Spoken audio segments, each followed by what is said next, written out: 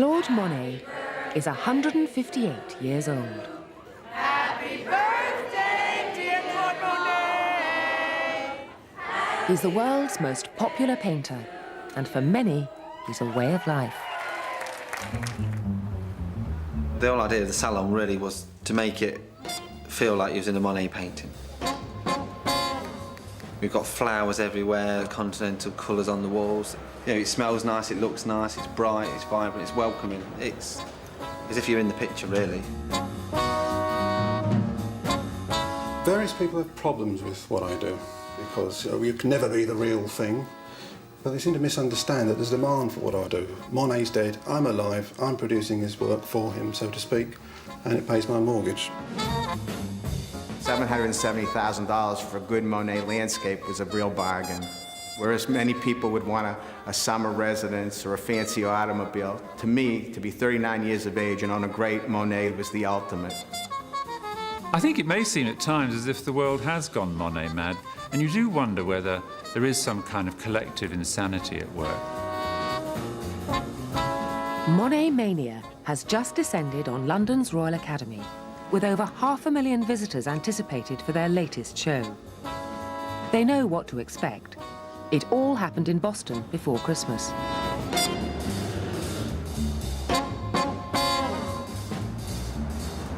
Oh, I've never seen a turnout like this before in such an exhibit like this. It's been really, really busy. People just love Monet.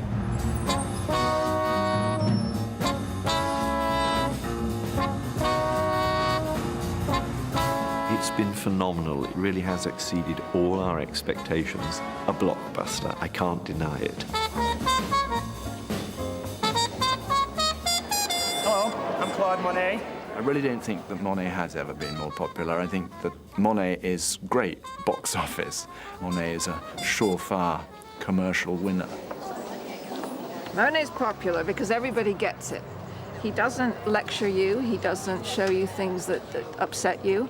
All artists have their agenda, and what drove him was this compulsion to communicate the beauty of the outside world.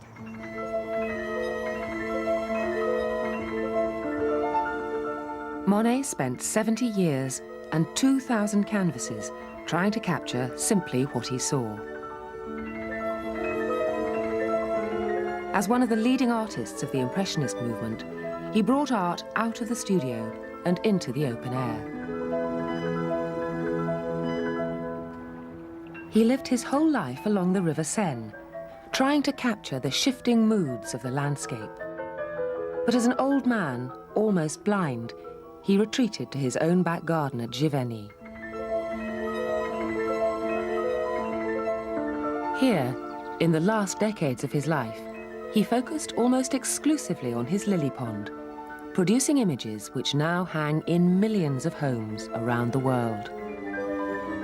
I think people think of Monet in very simplistic fashions. He's a painter of beautiful pictures. He's someone who pursued light and color with a kind of passion and self-abandonment. But in fact, he's a much more complicated artist and a much more complicated man than traditionally believed.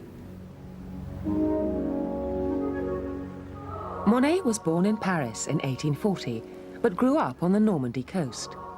He was a mischievous child who hated school, preferring to play by the sea and wander along the cliff tops.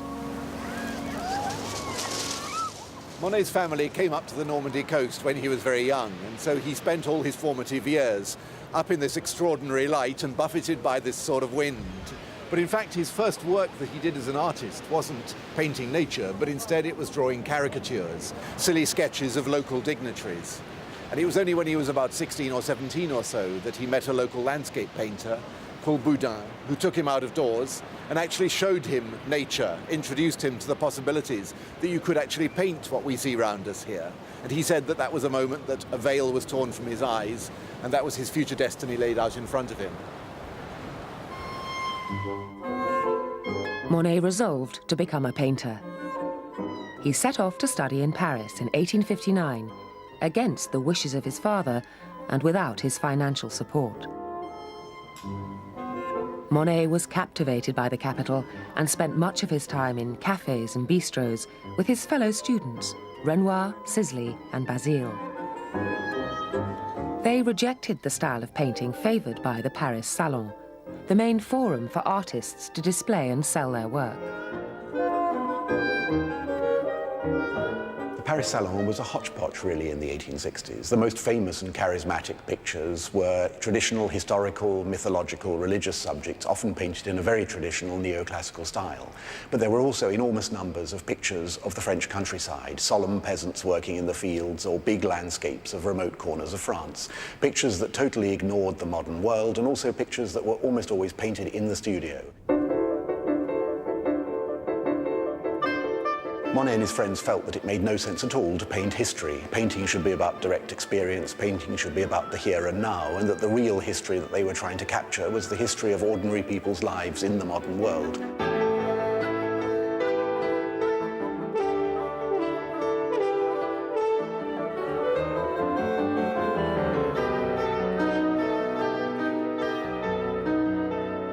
Monet became fascinated by the new world of leisure. At a rather risque pleasure spot, he even painted ladies in bathing costumes. He began a relationship with his model Camille, and in 1867, she gave birth to his son, Jean. Though she was rejected by Monet's family, they were married in 1870 and set up home further down the River Seine, in the suburb of Argenteuil. Argenteuil was really a place where nature had been messed up and spoiled by traditional standards, by the factory chimneys, by the railway trains crossing the brand new railway bridge, by people just hanging out there recreationally. It was a place that was very much in a state of change and flux, and it went against all the conventions of contemporary landscape painting, and this seemed a very shocking vision.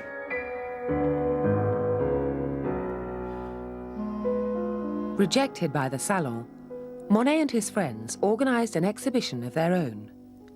One of his paintings was to give the group their name. Monet himself said it couldn't be described as a view, so he called it an impression.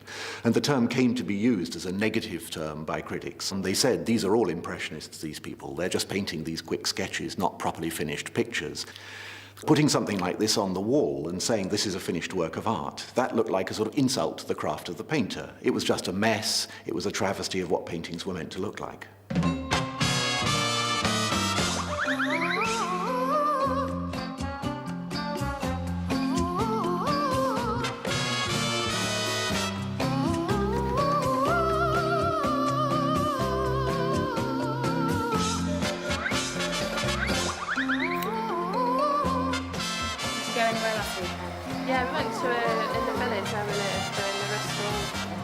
I suppose the first time when I saw Monet really was in Athena.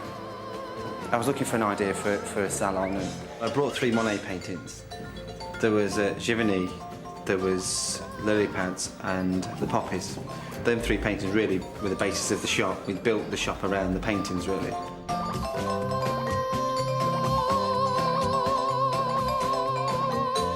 I grew up on a council estate just at the back end of Burton. I was never really into art as a kid or anything, really. And I've never really seen a real Monet painting. All I've seen is posters, prints, calendars. But it would be a dream to see one in the flesh. I think the customers love it. You know, it's their sort of cup of tea. Yeah, we've got Nell, you know, one of our oldest customers, but we hope that she's happy here. We hope you are, anyway.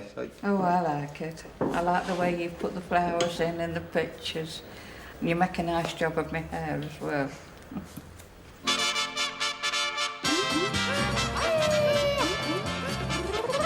I think it's the best hairdresser in town. I've tried a few of the others. I mean, it doesn't seem to have the personal touch that you get with Jason.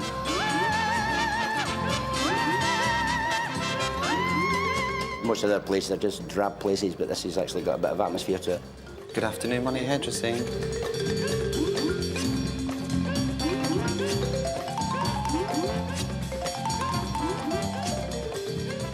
I relate myself a little bit to him. I suppose I'm no Mr. Monet, but Monet's really changed my life in a lot of ways. Now I've got a fantastic shop in the middle of the town centre. So really the whole place is a tribute to him and to what he inspired us to do.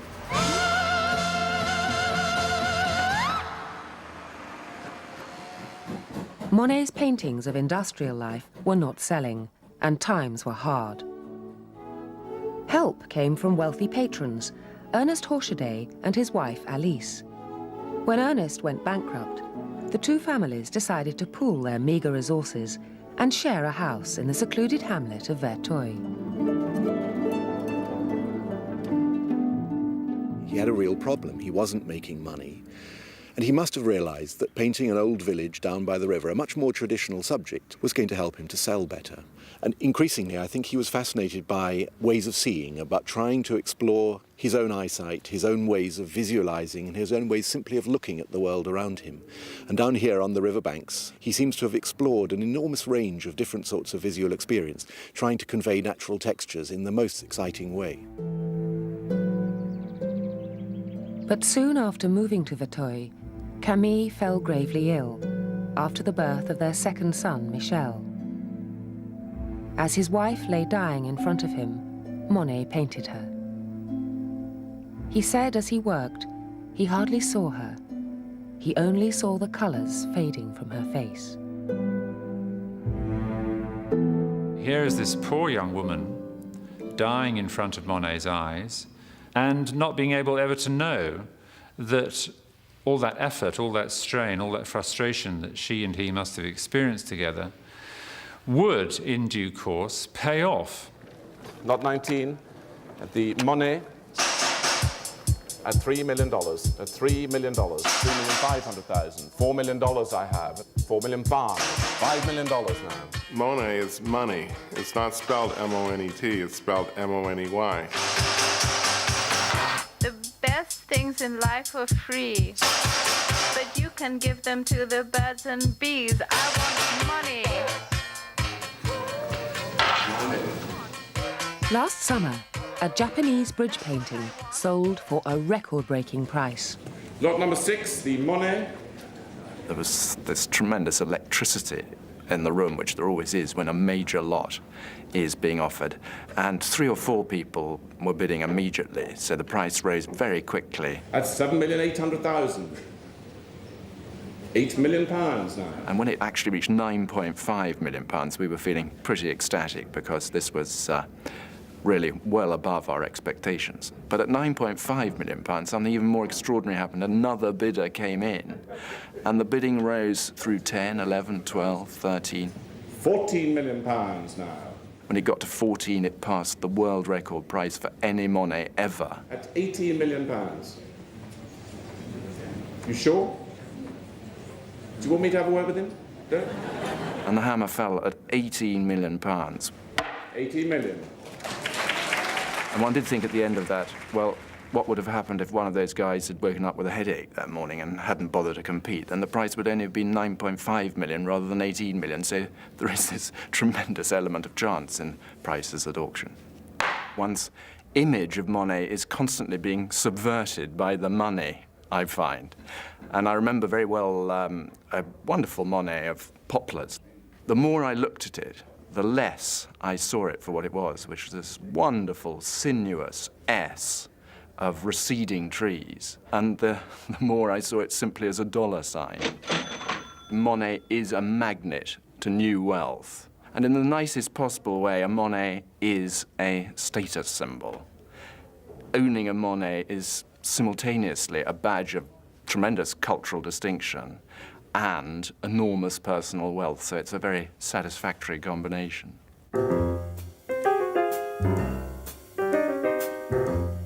There aren't many people who can afford the real thing, but in Boston's financial district, a highly successful business has enabled one man to indulge his passion for Monet. About 24 times expected earnings, and although some of the small cap stocks have been hit, there's some really good values left. Thank you.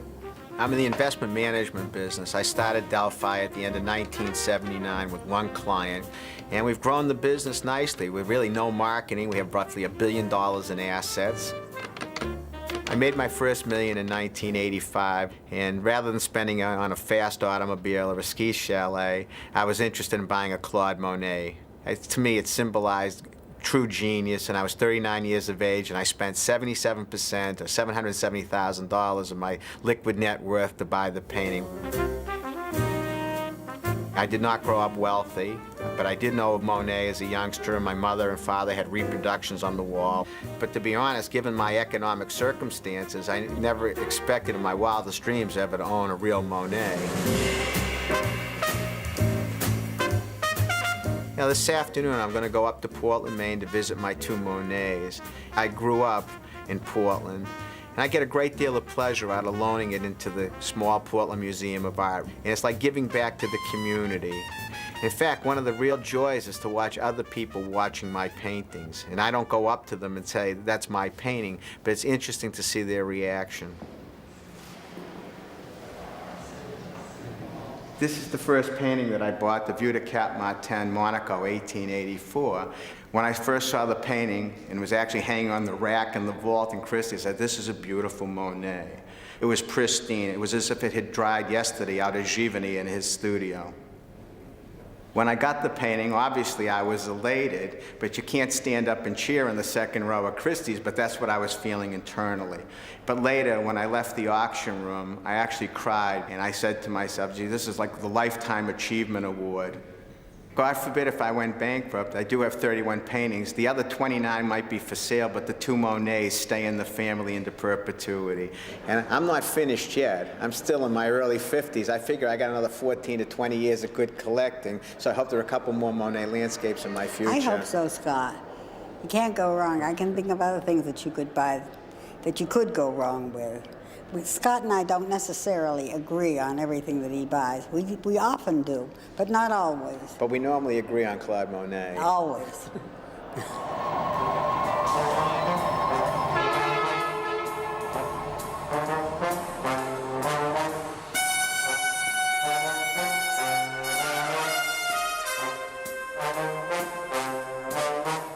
It's auction week in New York, and Scott is hoping to add another Monet to his collection. One of the things I always do is I examine the condition of the painting to see if it's been restored. And if there were a major area of restoration, obviously that would be a deal breaker, because you want to buy an original Monet, not an original restoration. So let's have a look with the ultraviolet light. And I find that central area pretty good, isn't it? There's hardly anything. Only a couple touches of in-painting on the That's center. right. Those little black spots there are more recent paint, probably restorers touching in. Well, I think that's it. I think that's pretty good news. I think it's a lovely picture and great state. I agree with you. I think it's in beautiful condition. And the interesting thing is it used to belong to Frank Sinatra, which is, I think, a fascinating little extra dimension to it. I'm always nervous before any major auction, because it's not every day you get to spend a couple $1 million. I hope I'm going to get it. I love the painting. I'll be an aggressive bidder, as I always am, but you never know on a given evening what will happen in the sales room. Lot 54. Lot 54, the Monet. $1,200,000 for this. 1,200,000, 1,300,000 now. 1,400,000, 1,500,000, 1,600,000, 1,700,000. At 1,700,000, 1,800,000 I have. 1,800,000 at the desk. 1,800,000. Nope. At $1,800,000. Any advance of 1,800,000. When it got back to me at $1,800,000, I figured that was a full price, so I let it go. It's a beautiful painting, and I congratulate the winner. And there's always another Monet, and there's always another auction. $2,200,000. $2,200,000 it is. The painting Scott lost came out of an exceptional decade for Monet, the 1880s.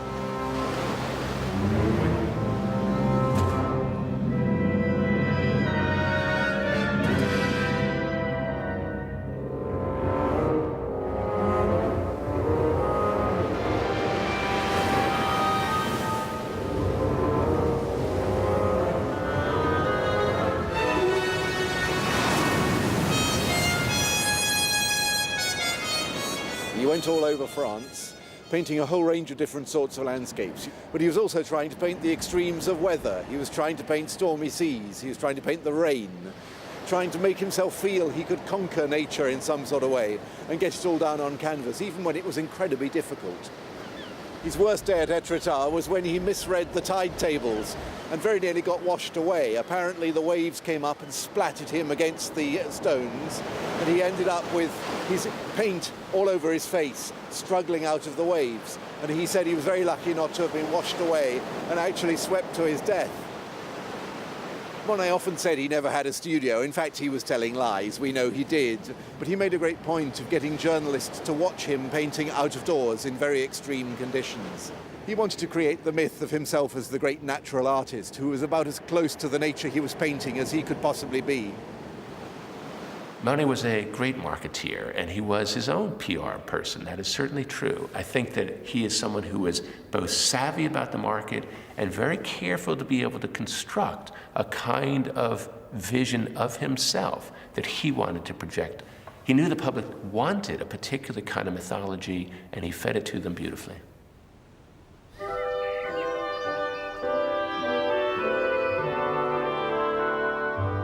While he was on his painting expeditions, Monet yearned to be back in the new home he'd found in the village of Giverny.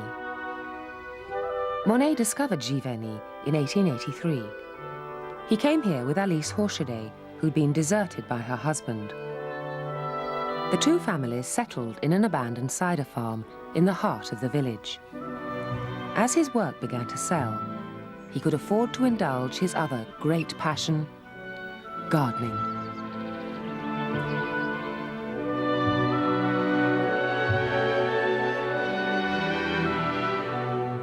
Monet said that if he had not been a painter, he would have been a botanist, and that it was in fact flowers that led him to becoming an artist.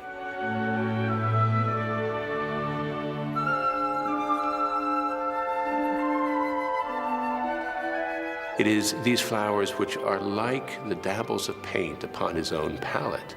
And it was ultimately a place that he makes into a kind of Eden, where nature itself is going to be controlled by the human. Formerly, of course, allowing it to have its own drama, he now can be the conductor of that symphony.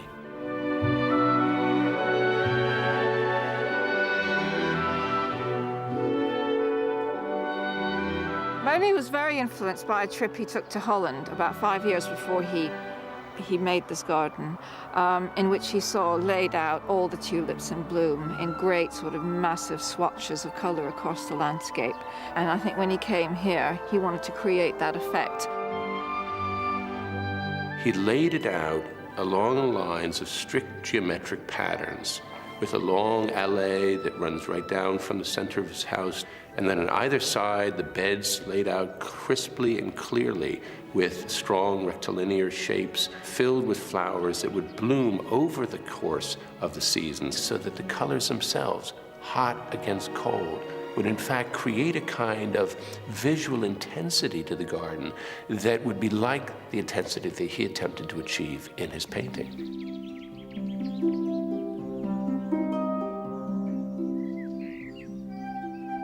While his garden grew, the surrounding Giverny countryside inspired Monet's next project. Working on several canvases at once, he attempted to capture the changing envelope of light around the subject.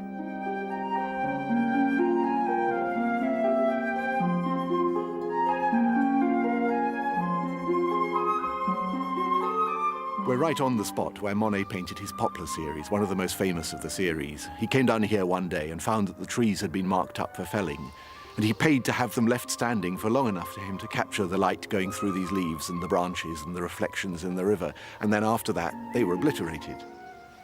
He said that the light changed so frequently that he needed a new canvas every 7 minutes because the light had moved off a particular leaf.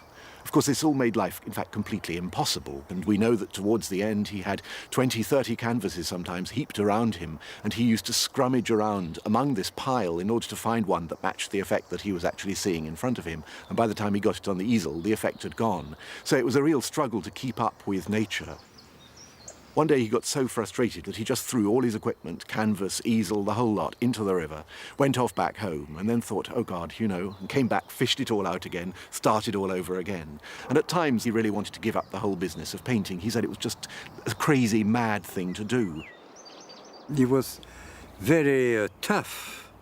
he was known as somebody very difficult. The tradition is that when Monet was furious about a certain number of what he had made, he asked ritually, I can say, to the gardeners to take these paintings that he didn't like and to burn them. A big fire in the garden, you know. This was the only way, to burn them. Monet and Elise married in 1892. The life of their household revolved around a routine of monastic strictness. He's a man who gets up very early for his work, 4:30 according to the season.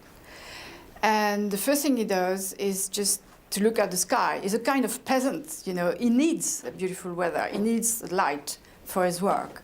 So he would be very, very ill-tempered if the weather was bad and won't paint. Some days he would feel so desperate and so distressed and so depressed that he would go back to bed and stay, and nobody would approach him. And also the next day, he would recover and be all right, excellent mood, singing, very nice little songs, and he would apologize and saying, "You know me, and I feel so sorry." This is Monet's studio. This is the first studio he had, and he had 3 studios. If he couldn't go outside because of the light, he was finishing inside his work, and he didn't want to be disturbed. He hated to be disturbed. And if people were coming without any appointment, he would really not receive them. Meal times were extremely strict in this house, like in a monastery. 11:30 for lunch, 7 o'clock sharp for dinner. And nobody would have been allowed to any delay. He hated stupid people, and he hated people being late.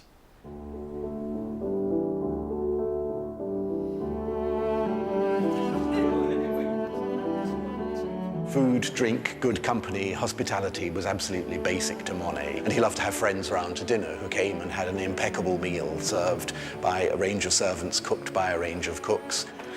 Food was as important to Monet as his gardens, and he cultivated his kitchen just as carefully as he cultivated his gardens. Monet accumulated his own cookbook of recipes from his travels, and he loved extremes of contrasts in tastes. For a first course, maybe seafood from the Normandy coast, where he himself came from, but then combined with a Mediterranean spice like saffron. And then the second course, duck, but then duck combined with figs. And then he even had recipes for Yorkshire pudding that he brought with him back from the Savoy Hotel. He was fascinated by varieties and extremes of taste, just like he was of varieties and extremes of visual experience, all presented in a way that kept up this image of a person who lived life to the highest standards in terms of all the pleasures of life.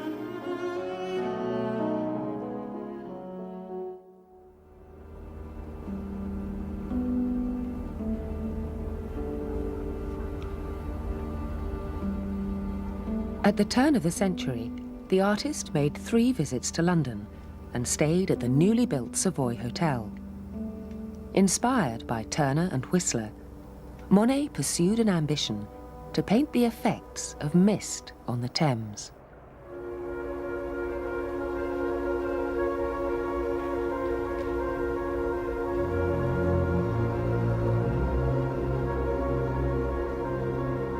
Monet came here in the winter because he loved the fog. He found the fog an extraordinary set of effects, changing in colour every single minute. And it was this that drew him here. He said he didn't understand how Victorian painters could paint every brick in the buildings here because you simply couldn't see those bricks.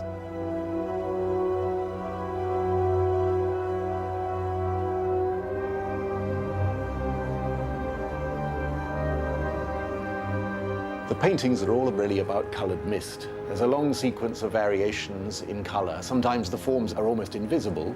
Sometimes there's a sharp sunlight coming through the mist. Sometimes it's just scattered and diffused into sort of coloured harmonies all over the surface of the canvas. But all of them are improvisations based on this extraordinary effect of fog.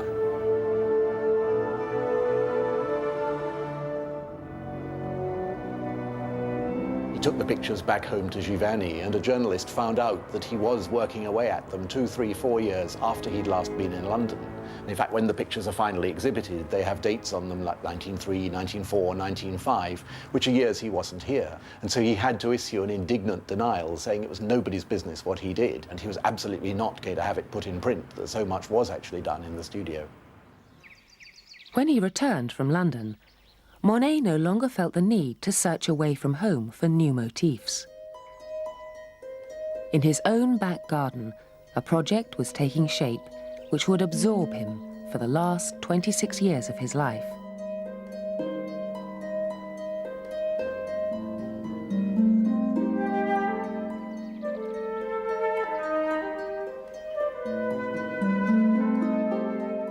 Monet's water gardens are really quite extraordinary experiment because he built his own natural landscape.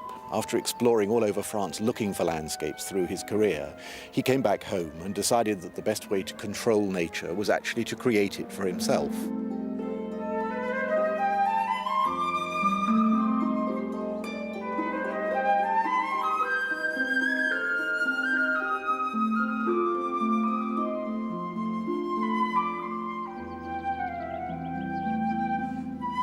It was thanks to a horticulturist named Joseph Bory Latour Marliac that Monet discovered the water lily.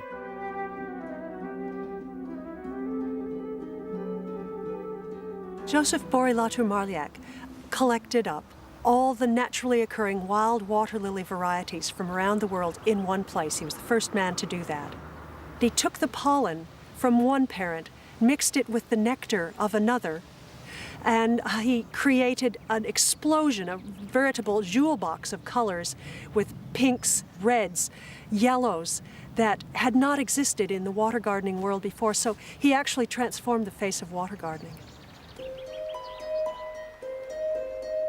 Water lilies can be tricky little devils in a way because they want the conditions just right to do their best performance. So without the intensity of good, bright sunlight, they will not open their petals. And on cloudy and dull days, they'll pout. They don't always want to open. I think water lilies are fairly irresistible to anyone who's encountered them. The color range of the flowers is like a special magic box that opens up before you, revealing all these glistening colors. The scent is subtle but beautiful. And also that sort of mystical habit they have of disappearing completely in the winter and then re-emerging in the spring and summer to give such a magnificent display. All those things combined inspire me.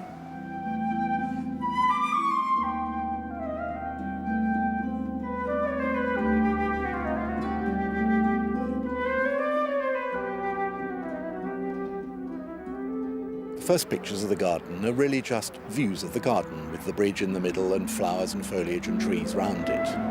Then he gradually moves back and looks down into the water surface. The horizon then appears just at the top, and then he abandons the horizon altogether, and we're simply looking down into the surface of the water and watching the play of reflections. And there in the water he finds the world of sky and clouds, really a whole universe.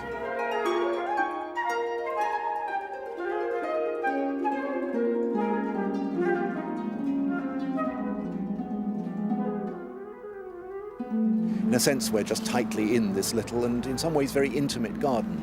But then you look down into the surface of the water and everything opens out into this huge, great, almost cosmic space.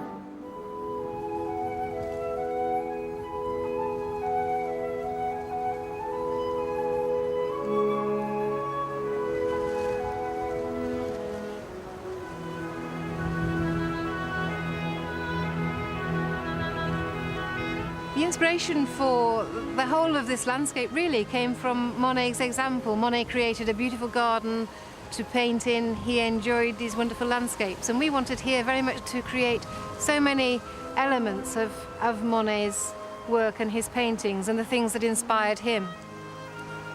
This is very much the centrepiece of our project here at Patchings, our very own Monet Bridge.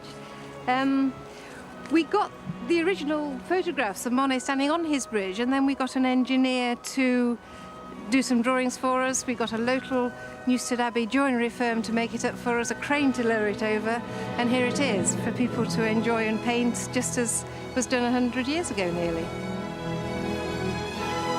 We're having a little bit of a problem with the water lilies acclimatising to the area, because obviously the climate is so much different from Giverny. It's quite an exposed site, so the wind sort of rushes on them, but they're beginning just to take hold nicely. So we're not at paradise yet, but we're on our way. Paradise is not always that easy to achieve. We have had quite a few problems on our way. The Grand Allée, the seeds are there, it's planted out. Had a few problems with the nasturtiums though. They don't like the wind very much. But it's patience, isn't it? It's slowly working at it and cutting them back and replanting. And eventually, you know that glorious bed of nasturtiums at Giverny that is so lovely, lovely spread of colour to paint, that will be here in a few years' time. In order to make our site complete, we had to have the Monet haystack, which is, I think, so symbolic of many of Monet's paintings. And once we got it built, you could realise just how Monet enjoyed painting it as the light hits it during different times of the day. Monet captures moments that only he could have put on canvas. And you sit and you look at it and you think, how the devil did he do that? I would like to be able to paint like Monet. But the thing is, nobody ever can, because he was a genius. And all you can do is try your best to sort of capture the light playing on the scene rather than just trying to paint the scene. And I'm not doing it very well, but that's what I'm trying to do. But, oh, it's superb. It really is. How we used to do it outside with the equipment there, I don't know. Because look at this. Oh dear. Not a day for painting.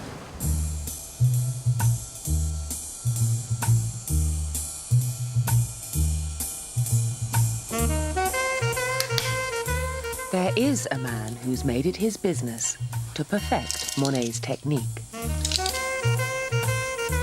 I'm a painter. I specialise in making copies and pastiches of old masters, and by popular demand, the Impressionists. Particularly Monet. Everybody loves Monet.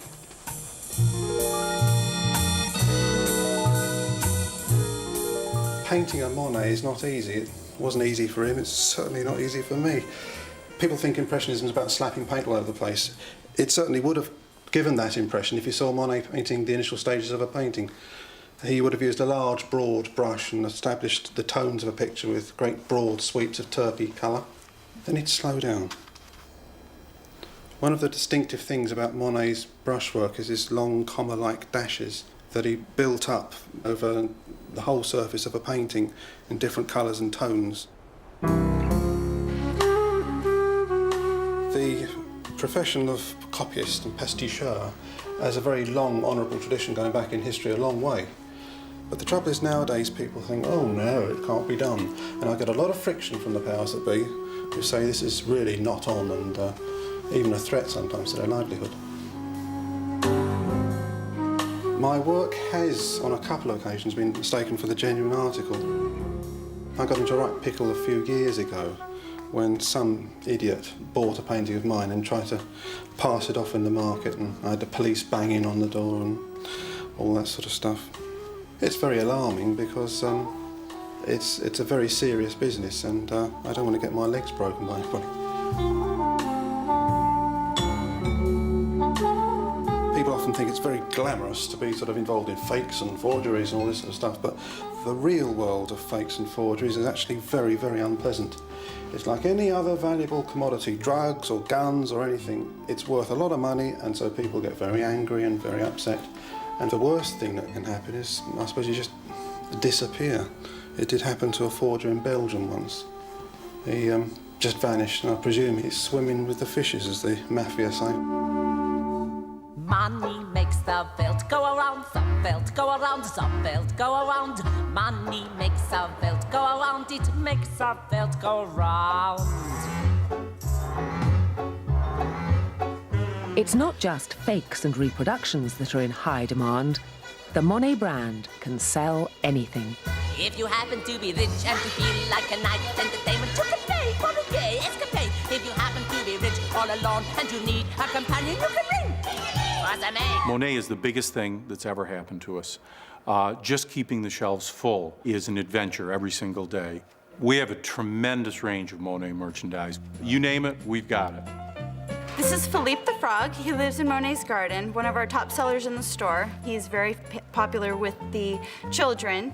Along with Philippe, you can also purchase a frog in the soap, which little kids are going for, because once the soap melts, you can get the frog. This is Monet's palette in chocolate that we sell in the gift shop. It's one of our very popular items that we sell of candy. Along with this, we also sell Monet's painting of the Japanese bridge, painted in confectioner's sugar on a block of chocolate. We've even got Monet's fragrance, very popular with the older ladies, supposed to smell like Monet's garden. It's a little bit strong for me, but we've sold quite a few bottles of this very popular gift idea. Some people think that Monet would turn over in his grave if he came in here today. I don't think so. I think Monet would be really pleased that all of his work could be extended to the wonderful product that we have in the store. And I bet you that he'd take home Philippe the Frog, who was created out of Monet's garden and was one of our best sellers. In the early years of this century, Monet gained fame and fortune around the world, but at home, a series of tragedies struck. The death of his stepdaughter Suzanne was followed by that of his son Jean in 1914. But perhaps most tragic for him was the death of Alice in 1911. Monet stopped painting for 2 years. And then, as his flowers began to bloom in his Giverny garden in the spring of 1914, he took up the largest project of his entire career, attempting to realize the idea of creating paintings that would surround the walls in single rooms to immerse viewers in the beauties and glories of his garden. And those pictures really arise from tragedy. And of course, they begin in 1914 when he's 73 years old, when the guns of Auguste will tear its terrible thunder across Europe as a whole.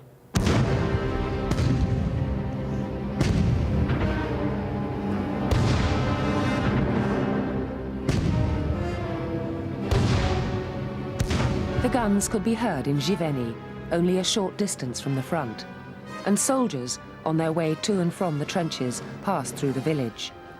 Stubborn as ever, Monet refused to leave his home, saying he would rather die in front of his paintings. With the world in turmoil around him, he retreated to his studio.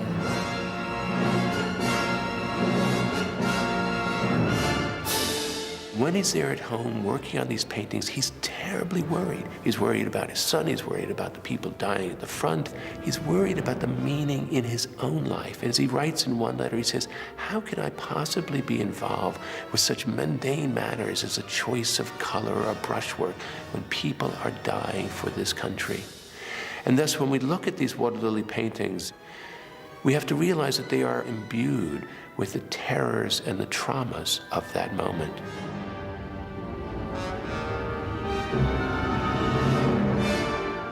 He attacks the painting with a kind of determination to allow all rules to be cast aside. Colors become very intense or very brooding. The paint quite literally slices through the canvas. Forms are at each other's throats, so to speak, and in certain instances, there appears to be almost no order, much like the ways in which the world itself seems to have been thrown.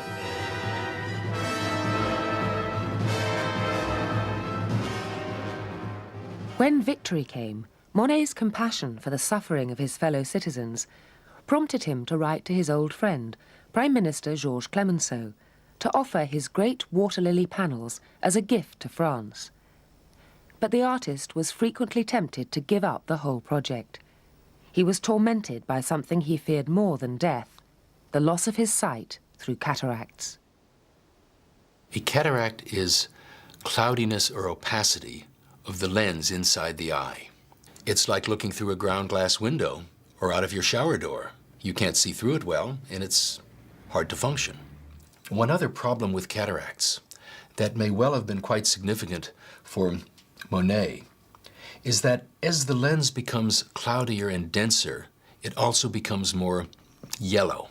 It's like looking through a yellow filter. The world appears a different color. Monet complained that his vision was becoming more blurred. But what I think bothered him more is that his vision was becoming less clear for colors. He felt that he could no longer recognize the colors on his palette, and he had assistants place the paint on the palette in a specific order so that he would know which color was where. This had a real effect on his paintings. A number of the works show a great loss of detail. They're very abstract, and they show very striking colors, tending to be predominantly orange, brown, red, or predominantly green-blue. He became very disturbed by the change of color sense in some of his paintings, and he destroyed many canvases. Though cataracts had been diagnosed as early as 1912, Monet was terrified of surgery for fear of losing his sight altogether. It wasn't until 1923 that he finally had an operation. He was a terrible patient. During the primary cataract operation, he was nervous, he threw up, much to the consternation of the doctor. Monet did not want to lie still. He said, "I'd rather go blind than have my eyes patched." His friends had to restrain him. Finally, he got through the procedure. It took Monet more than a year after surgery before he once again felt comfortable with the colors in his world. Nevertheless, he would not allow the water lily murals to be displayed until after his death. Monet died in November 1926, aged 86.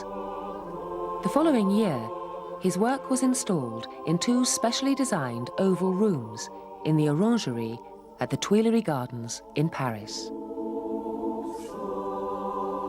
The architecture of the Orangerie has been conceived by Monet himself.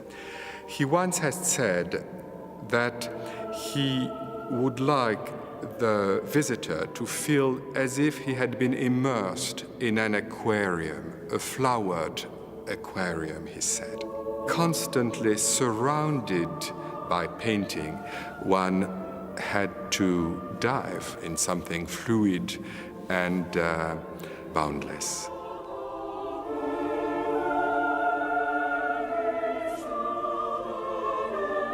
When the Orangerie opened in 1927, it was a failure. In fact, in the 1930s, the French government wanted to take the paintings off the wall. And all the way through to the 1950s, Monet's late work, the marvelous pictures in the show, were completely disregarded. He was out of sync with the tenor of his time. By giving them to a permanent museum, he gave them to the public of the future. With a very fine sense of utopia, he knew that this public to come would understand, would appreciate, would love them. I've never really seen a real Monet painting. All I've seen is posters, prints, calendars. But it would be a dream to see one in the flesh.